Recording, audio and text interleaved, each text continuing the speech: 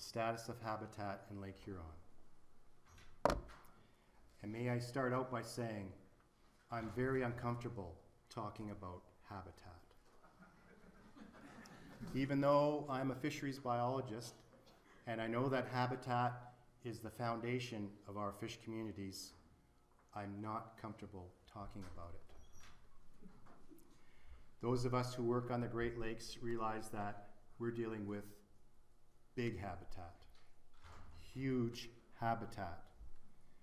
It has a historic legacy of alteration and a contemporary context that is just as dynamic and diverse as it has been historically.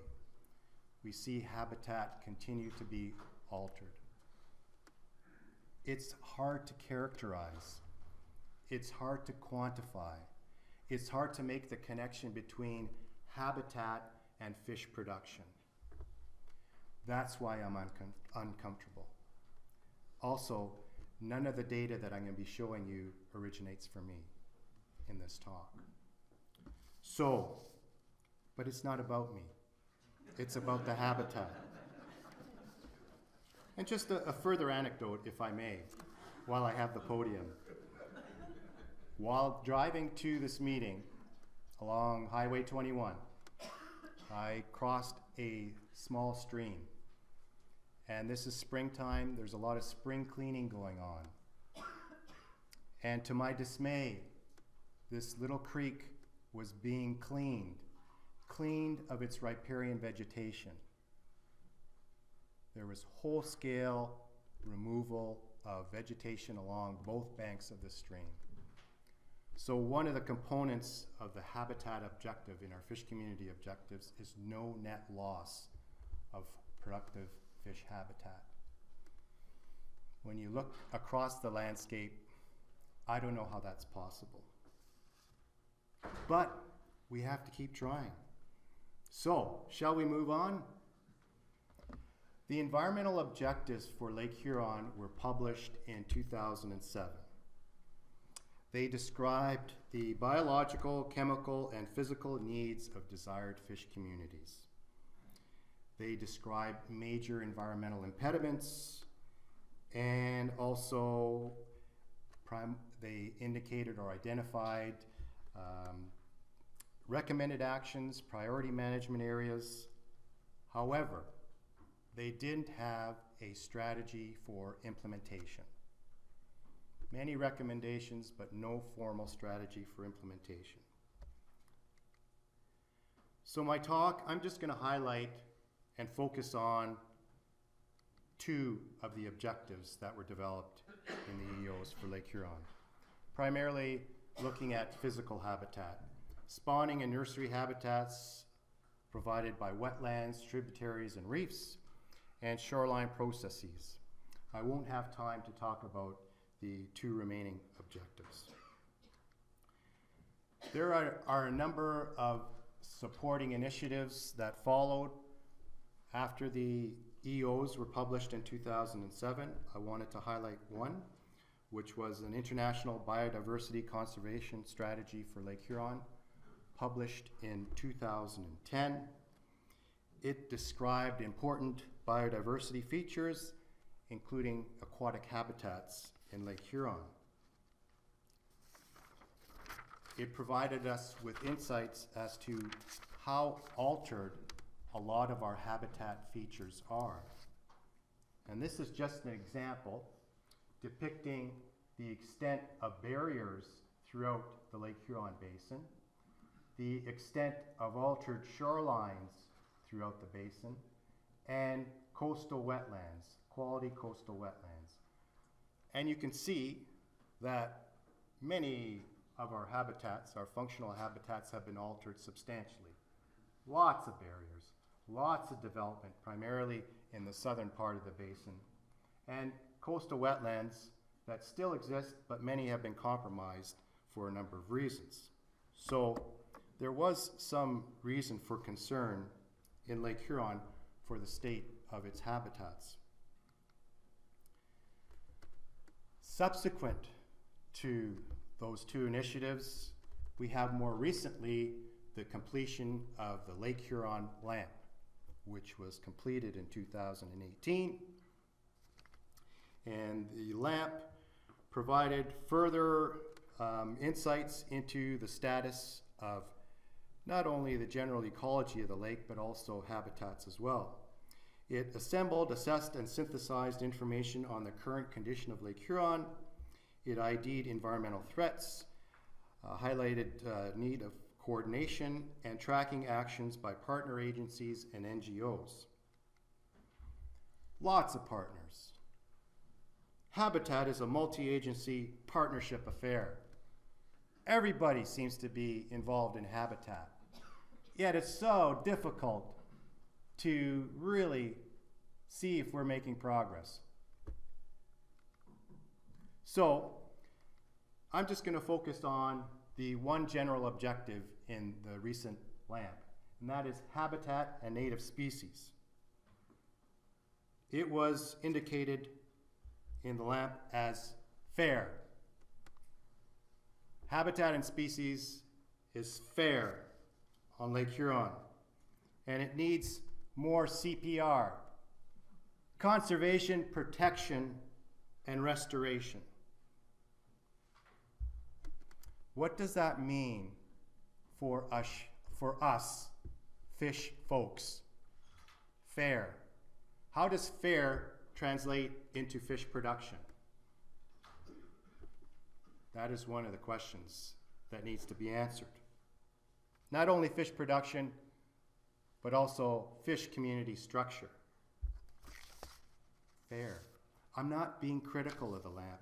I'm just saying it's hard to translate that into tangible terms when you're dealing with fisheries management issues. So, let's not despair. Let's not despair. We have the CLC environmental principles that will save us from our despair. So, what are these environmental principles? I believe they were developed around 2016. I could be corrected on that. But they are meant to guide Lake Committee environmental priority development, identify key functional habitat areas. They're bounded by the FCOs and EOs. They are meant to identify issues and impediments by species and life stage. You can see that this is kind of reminiscent of what's contained in the environmental objectives for Lake Huron. They are an attempt to list actions needed, but the crux of it is this 5-year interagency list of priorities for applicators. Let's create something that's manageable. Let's look at a 5-year term and let's look at our best bets, our highest priority areas. So there are many illustrious fisheries figures amongst us, Steve Hewitt being one of them, and I won't verbatim mention this quote, but he thinks saving habitat is important, and so do I. If for those of you who aren't familiar with functional habitats, here's a definition for you. They are described as dynamic systems of hydraulically connected areas that support requirements of desired fish species for sustained production over the whole life cycle of the species in question. So, will this save us on Lake Huron? I'm not sure, but it's a start. And we're just starting it on Lake Huron. We've just started discussions. We have been inputting information, and we hope to make some true progress on this initiative in the near term. So, in spite of the fact that we don't have functional habitats necessarily identified at this point, there were still a lot of habitat-related activities that occurred in the basin over the current reporting period. And I'm just going to briefly mention some of them. Did you realize that there is still some prime lakefront real estate on the market?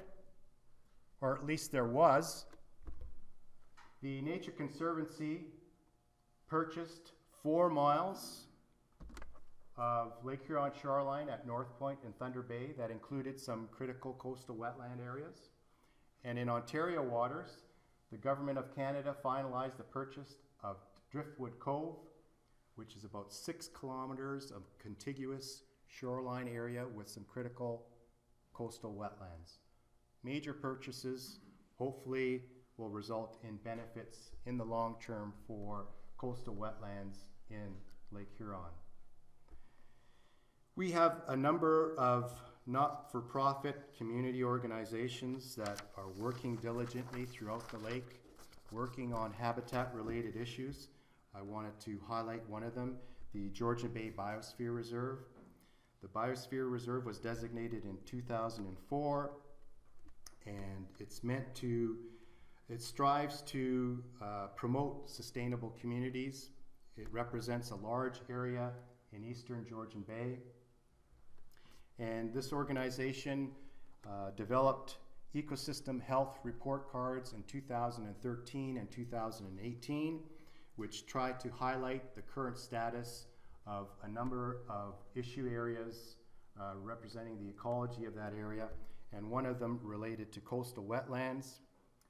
Together with a number of other affiliated NGO partners, they were able to fund a study that looked at the loss of wetlands during the low water cycle that we experienced up to 2014 in the current reporting period.